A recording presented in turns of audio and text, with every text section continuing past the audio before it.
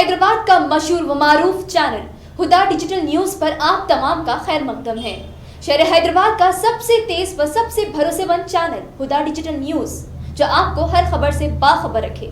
صدر تلنگانہ پردیش کانگریس کمیٹی رکن پارلیمنٹ ریونت ریڈی نے میڈیا کے نمائندوں سے غیر رسمی بات کرتے ہوئے وزیر اعلیٰ کے چندر شیکھر راؤ پر تنقید کرتے ہوئے الزام عائد کیا کہ TRS حکومت کوڑنگل کی ترقی کے لیے 1 روپیہ بھی فنڈ جاری نہ کرتے ہوئے یہاں کی عوام کے ساتھ ناانصافی کی۔ انہوں نے بتایا کہ متحدہ ریاست کے وقت اس حلقے کی نمائندگی کرتے ہوئے جو ترقیاتی اقدامات کیے تھے، اس کے بعد کوئی فلاحی اقدامات نہیں ہوں گے۔ حالانکہ 2018 سے اس حلقے رکن اسمبلی TRS کے قائد ہے اور انہوں نے 4 سال سے زائد عرصے سے اپنے حلقے کو کوڑنگل کی ترقی کے لیے کوئی کام نہیں کیا تھا۔ انہوں نے کہا کہ ملک کا عظیم خاندان اور عظیم شخصیتیں سونیا گاندھی اور راہل گاندھی ED کے سامنے روزانہ پیش ہوئے، پھر کیوں BJP اور TRS قائدین ED اور IT کے سامنے پیش ہونے سے ہچکچاہٹ کیوں کر رہے ہیں، اس کی وضاحت کریں۔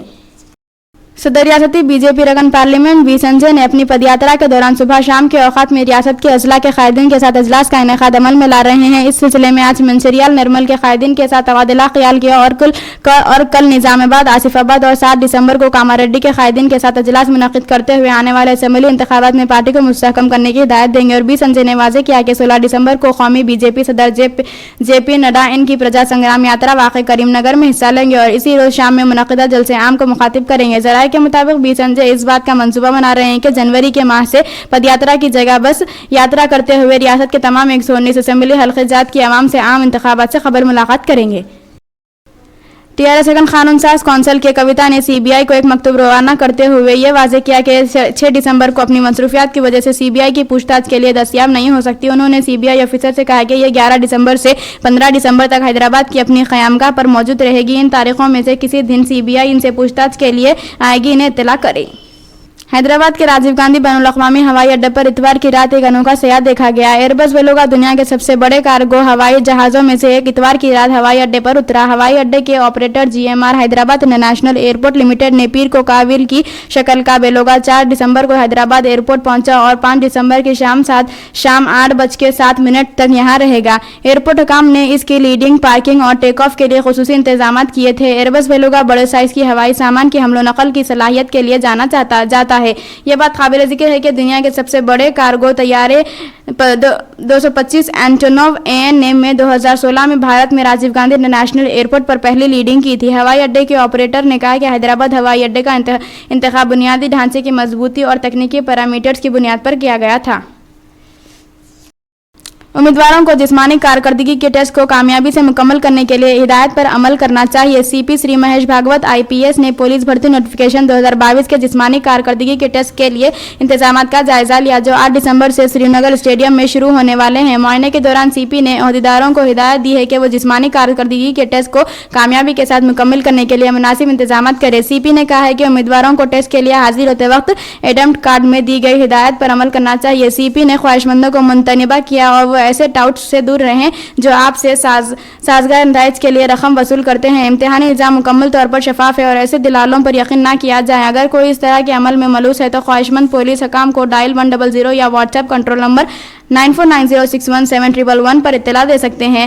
سنیریل Singh IPS DCP LB Nagar, additional DCP شیمرکار، additional DCP admin Narmada, ACP LB Nagar Sridhar Reddy, inspector IT cell Sridhar Reddy اور چانگوٹا کے دیگر افسران بھی معائنے کے دوران موجود تھے۔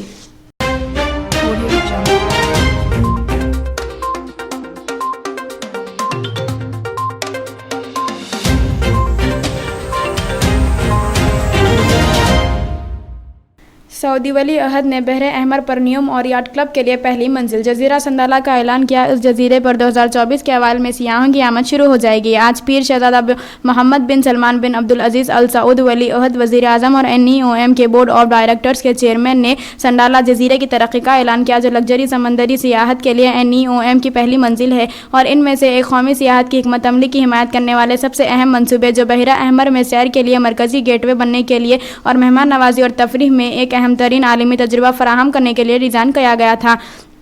توقع ہے کہ اس جزیرے پر 2024 کے اوائل میں سیاحوں کی آمد شروع ہو جائے گی۔ شہزادہ محمد بن سلمان بن عبدالعزیز نے کہا یہ منصوبہ ایک اہم لمحے کی نمائندگی کرتا ہے جو NEOM میں ترقی کی رفتار کی عکاسی کرتا ہے اور سعودی ویژن 2030 کے فریم ورک کے اندر ہمارے سیاحت کے عزائم کو حاصل کرنے میں ایک اہم قدم کی علامت ہے۔ انہوں نے مزید کہا سنڈالانیوم میں بحر احمر پر پہلی لگژری میرین ڈیسٹینیشن اور یاٹ کلب ہوں گے اور یہ بحر احمر اور خطے میں عالمی سیاحت کا ایک گیٹ وے بھی ہوگا جس کی خصوصیت ایک منفرد مقام اور دلکش فطرت ہے جو اہل ہے۔ یہ دنیا میں لگژری سمندری سیاحت کا ایک پلیٹ فارم ہوگا۔ پیداوار کی پالیسی کو برقرار رکھنے کے +OPEC کے فیصلے کے بعد تیل کی قیمتوں میں 2% اضافہ ہوا۔ چین کی طرف سے کووڈ پابندیوں میں نرمی کی بھی حمایت کی گئی۔ تیل کی قیمتوں میں آج پیر کے روز 2% اضافہ ہوا جبکہ +OPEC ممالک نے یورپی یونین کی جانب سے روسی خام تیل پر پابندی عائد کرنے سے پہلے اپنے پیداواری اہداف کو برقرار رکھا جو آج سے نافذ العمل ہے۔ دریاسنا ایندھن کی طلب کے لیے ایک مثبت علامت میں مزید چینی شہروں نے ہفتے کے آخر میں انسداد کووڈ-19 پابندیوں میں نرمی کی پر برنٹ کروڈ فیوچر $1.84 یا 2.2% بڑھ کر 41.87 فی بیرل ہو گیا جبکہ US West Texas Intermediate crude future $1.67 یا 2% بڑھ کر 62.81 فی بیرل ہو گیا۔ ایران کی وزارت خارجہ کے ترجمان نے عالمی طاقتوں کے ساتھ 2015 کے جوہری معاہدے کو بحال کرنے کے لیے اسلامی جمہوریہ کے مذاکرات کے عزم کا اعادہ کیا ہے لیکن یہ واضح کیا ہے کہ تہران دباؤ اور دھمکیوں کے تحت مذاکرات پر آمادہ نہیں ہے۔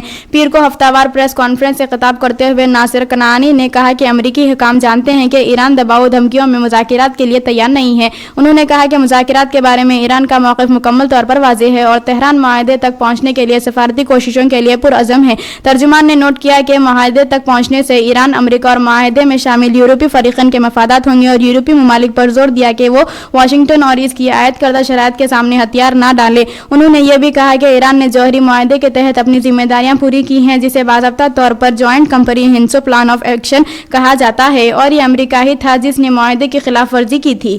انہوں نے مزید کہا کہ معاہدے کے یورپی فریقوں نے بھی اپنے وعدوں کو پورا نہیں کیا اور اس معاہدے سے امریکی ایک طرفہ انخلا کی تلافی نہیں کر سکے۔ ایران کو اقوام متحدہ کے کمیشن برائے خواتین کی حیثیت سے نکالنے کے لیے ایک مسودہ قرارداد کے بارے میں پوچھے جانے پر کنعانی نے کہا ہمارے ملک پر سیاسی دباؤ ڈالنے کے لیے ایران کی اندرونی پیش رفت کا کوئی بھی غلط استعمال قابل مذمت اور ناقابل قبول ہے۔